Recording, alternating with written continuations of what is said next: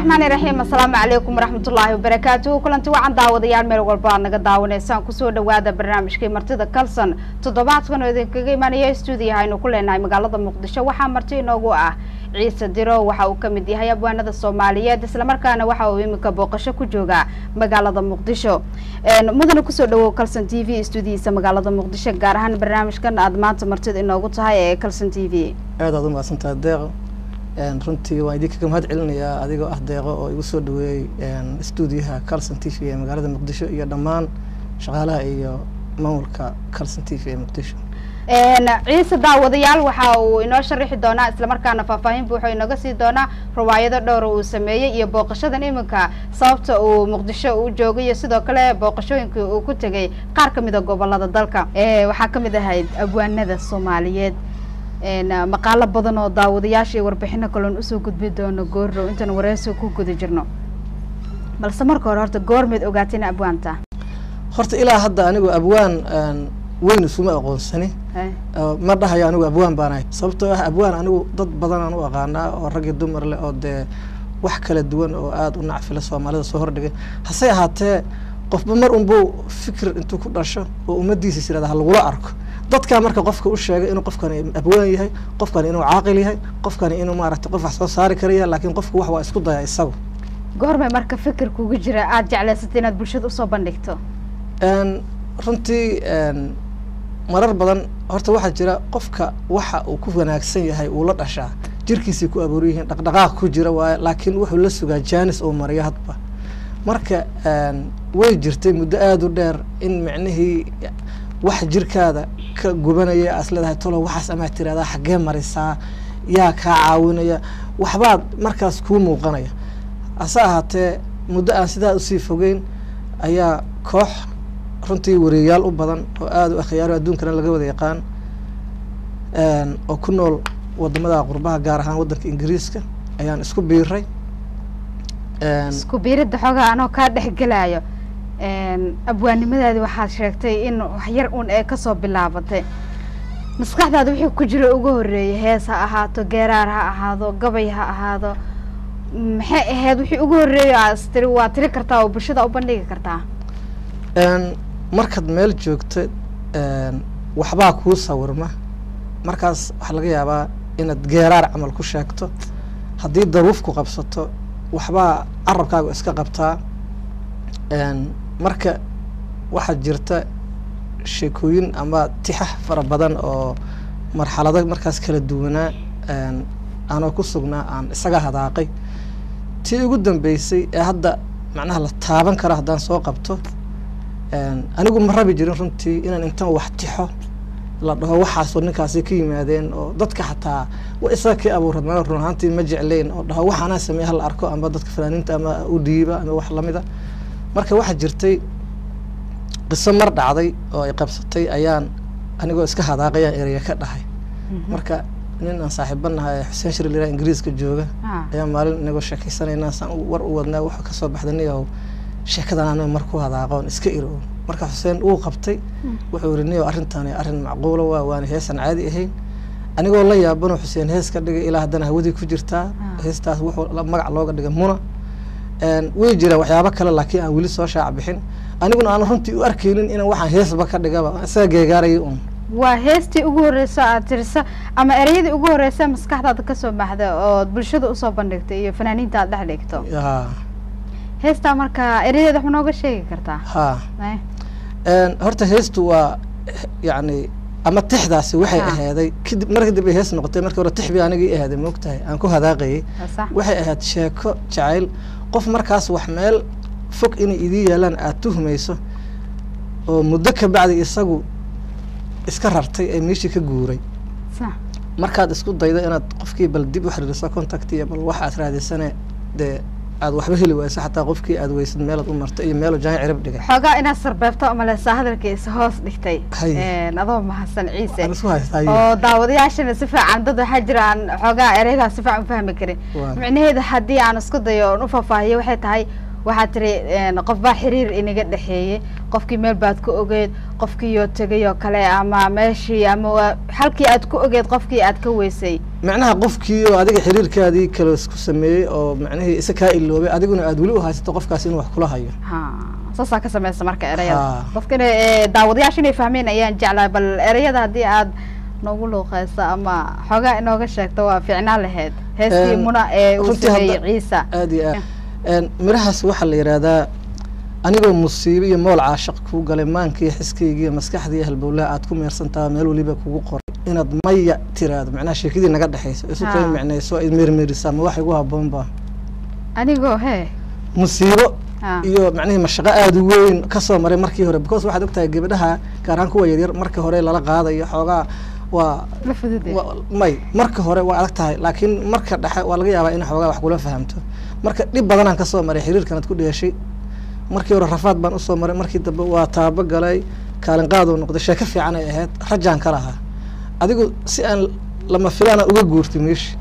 oo de kaliga aad iska raratay hadda qofka wuxuu ku guuray ina ogaato soo ma fiicneen de qofka waxa la ogaadaa markii uu kula hadlo kiraa sababta ka guuray laakiin hadduu mar kaliya xirta albaabado dhan ee dibi cirib meel jaan cirib dhiga dibi weys markaas adigu un baa isla hadlaya ma ogtahay wixii ay kula tahay baa hadal ku hadaaqaysaa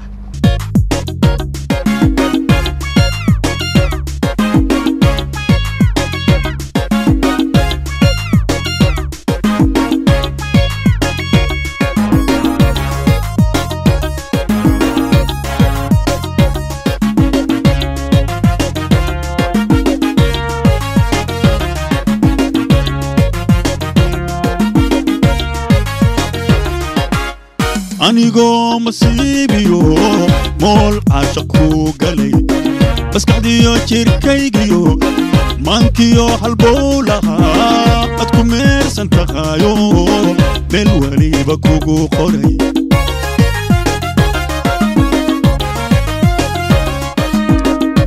أنيقو مصيبيو مول عاشقو قلي بس قعديو شركيقيو مانكيو حالبولها أتكو ميرسان تغايو بالولي بكوكو قري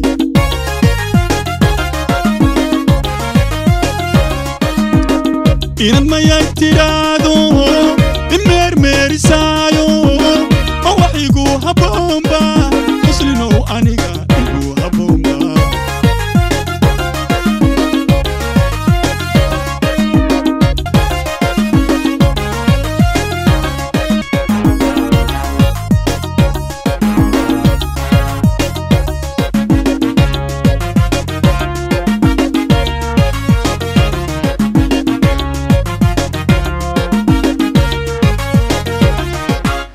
سيدانا هاي مرامبا من ولي بكادي أدنا مقال كولي تهي واتيقا ممنوع دو مشاقا يرينيو مروقا دي قليسي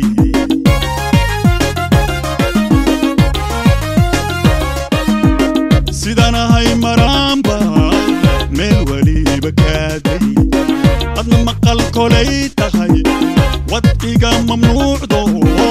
مشاقا يرينيو مروقا دي قليسي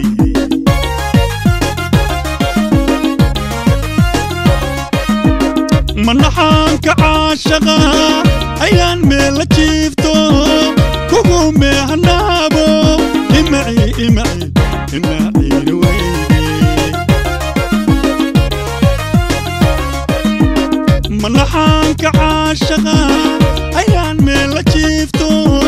كوكو ميهنابو إمعي نويدي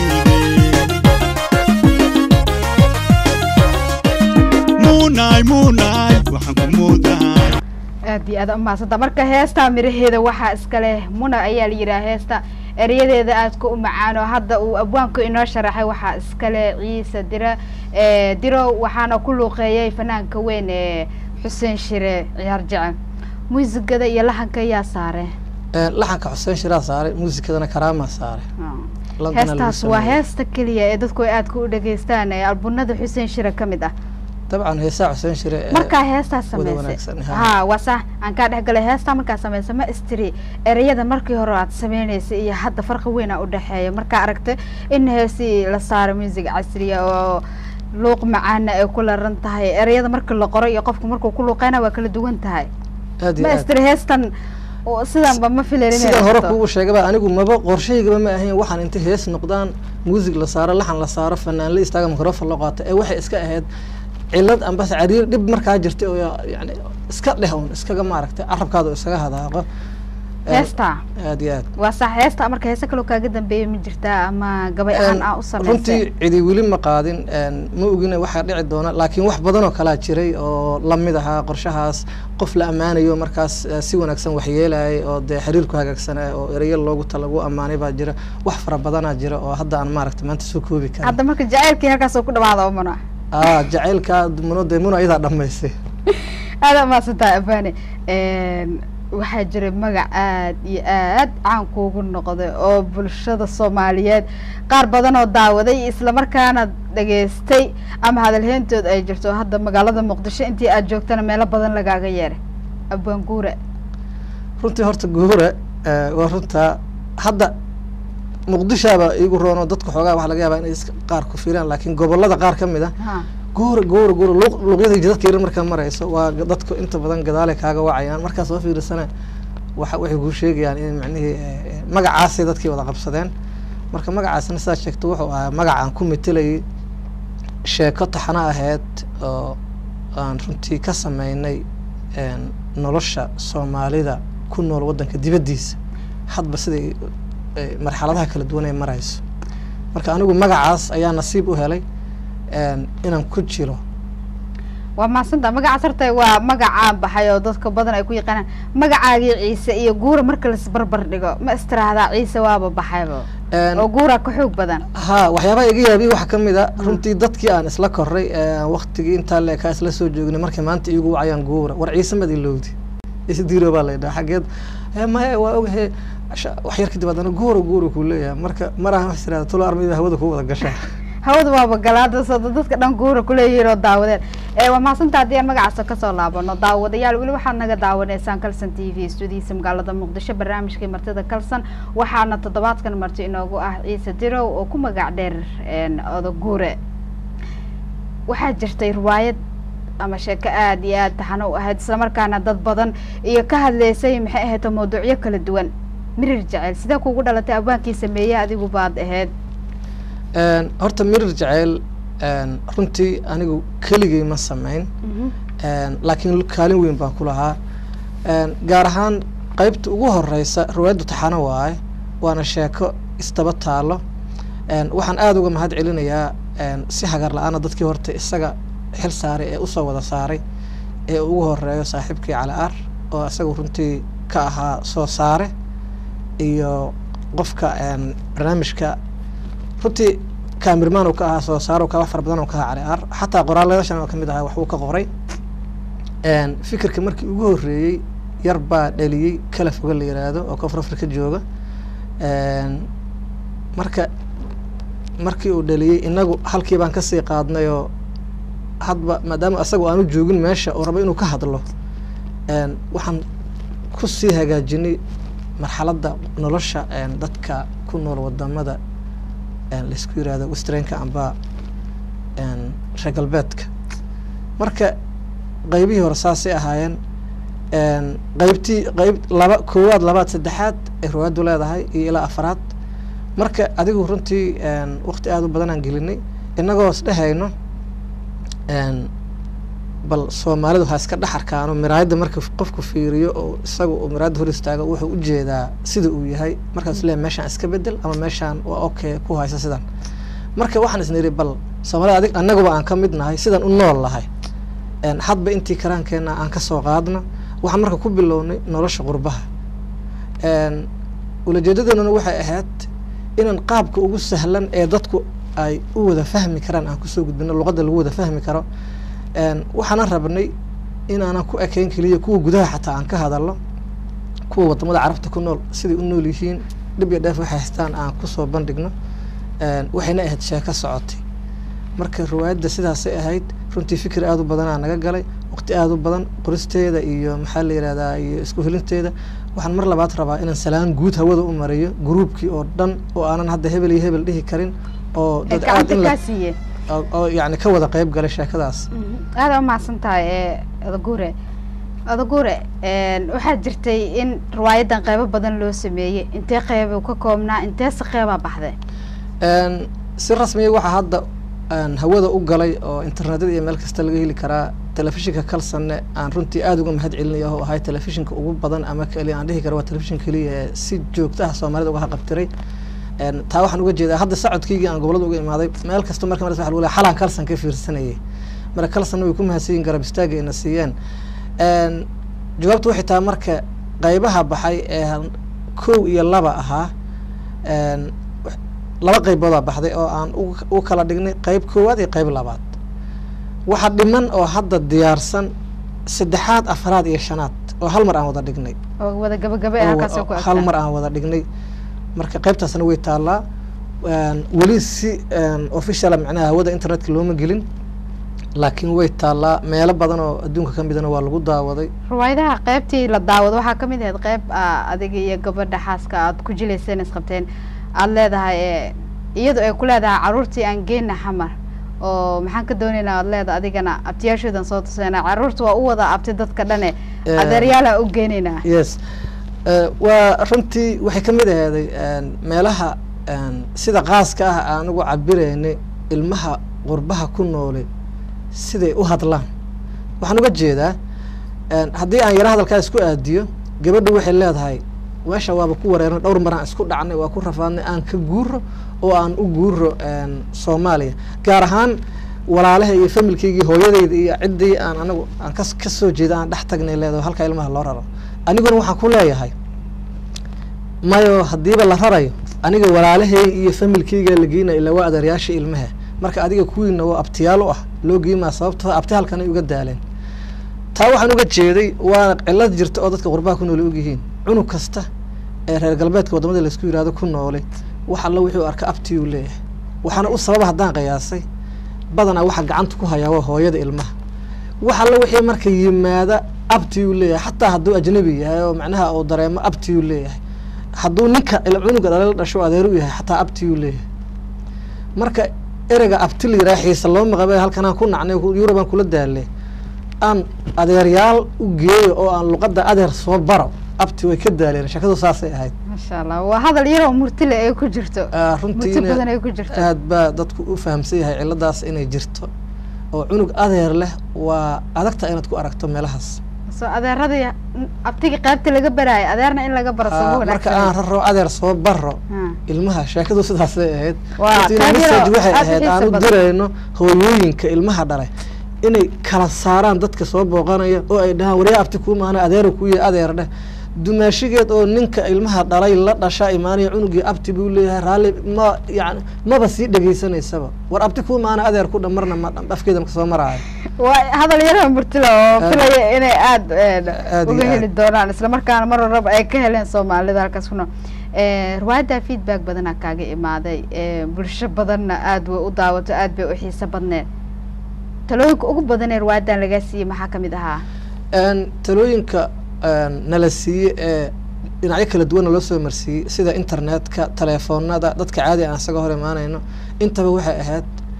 horta dhammaan marka la isku wada daro positive oo ahaa yaani inay wax sax ah oo quman aan qabanay ma arag anigu kulli cid cilad ka sheeganaysa sababtoo ah cid qaas kuma soconba ee waxay ku socotay record guud oo nolosha ku saabsan marka taladana la siiyay waxay ahayd haddii aan wadi karno inaan wadno waxyaabaha aan aad runtii u xiiseeyay waxa kamid ah wadan kasta oo lagala soo hadlay wixii kulli anaga nagu soo bandhiga hadda Yurub ku base gareysana مثلا عربها dadka ku nool kale shaqada yare ama wiilku gaariga la soo dhaqay gabadha guriga la soo waxay wax noocaas ah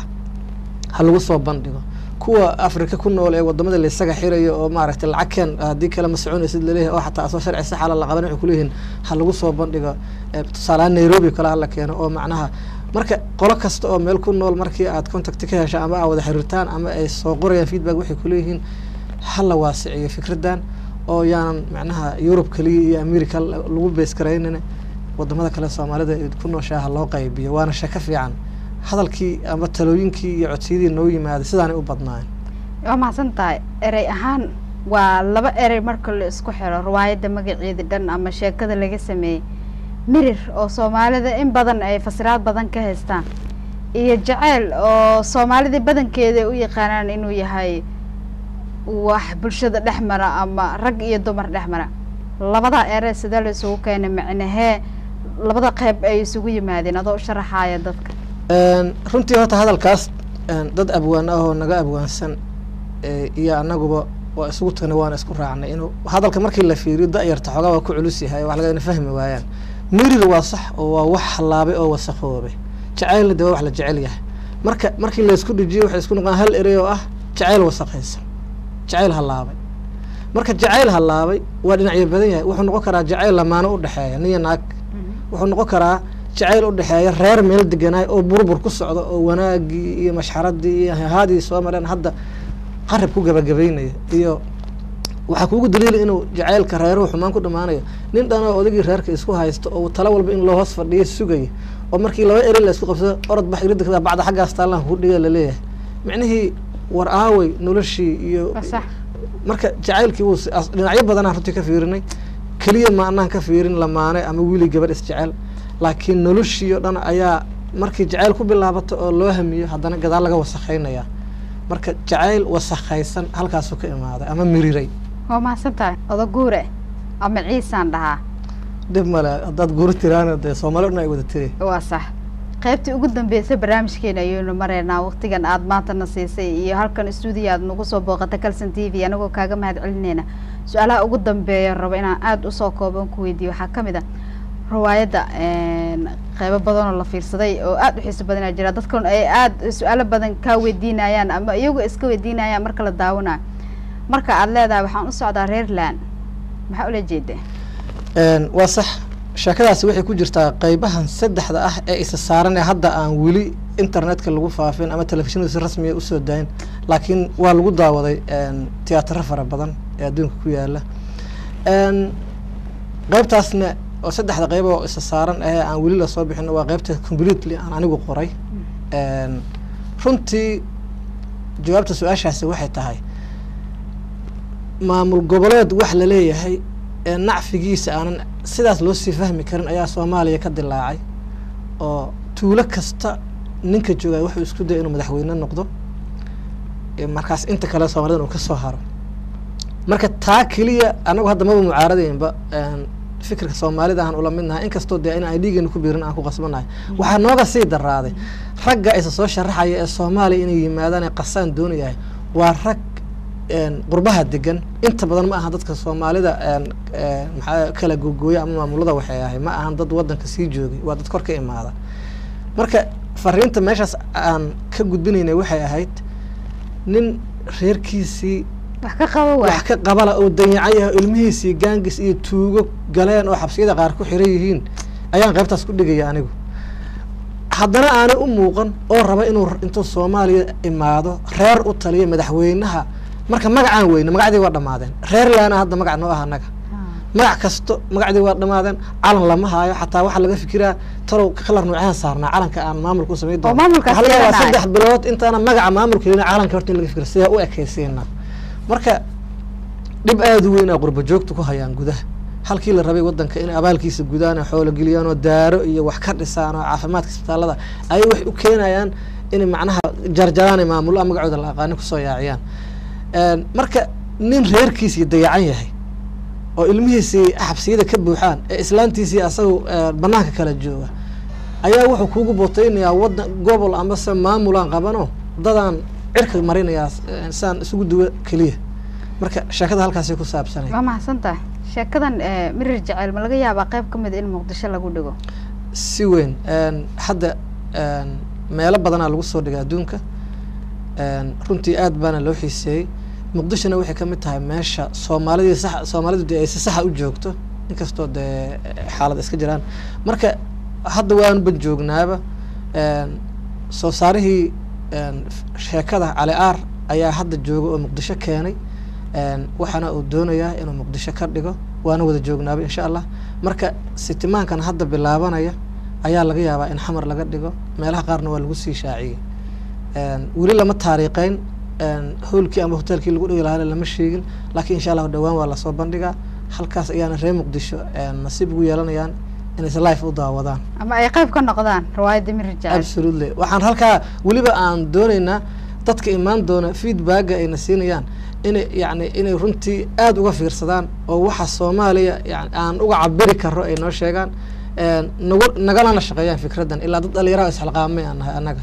aad u mahadsantaa ugu dambeyn maxaad leedahay ama hambaliya dire ama salaan dire ama Muqdisho waxaas aan ku arkood leedahay u gudbinay asxaabtaadii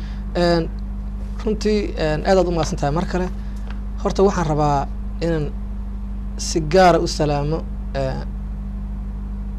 guud ahaan horta inaan salaamo Soomaalida meel joogaan inta aan dabcan iskaranayno hawada amba si live ah si qaas ah waxaan rabaa inaan u salaamo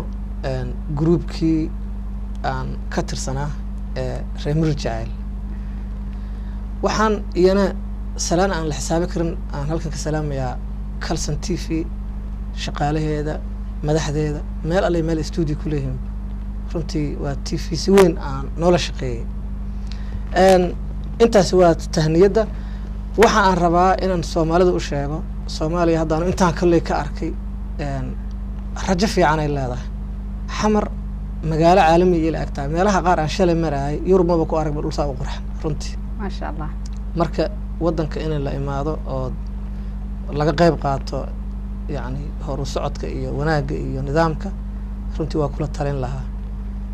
aadna u mahadsantiin adana waqtigaada qaali waa kaaga mahad celinayna mahadsantahay daawadayaal aad iyo aad ayuu u mahadsan yahay waxa uu ahaa Ciise Dirow oo loo yaqaano Odaguure waxa uu ka mid yahay isla markaana dadkii gacanta ka geysay sheekadii aad ku xiisaha badneed ee Miri Jacayl iyo sidoo kale suugaan kale aad u xiiso badan uu tiriyay studio Kalson TV ayuu marti inoogu ahaa gaar ahaan barnaamijka martida Kalson